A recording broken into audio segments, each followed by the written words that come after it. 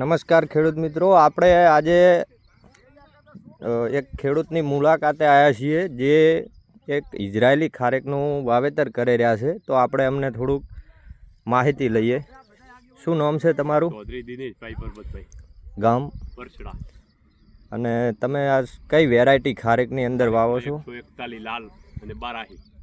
બરહી જે ઇઝરાયલ કહેવાય એ, બરાબર. અને તમે આ માપ જે છે એ કઈ રીતનું ગોઠવેલું છે? 30 આમ 30 આમ 30 બાય 30. અને તમે આ સિસ્ટમ જુગાડ કર્યો છે એ આ પટ્ટી પટ્ટી 30 બાય 30 છે, પટ્ટી મારી દીધી છે. આ લાઈન મળી રહે ને આ લાઈન મળી. બરાબર.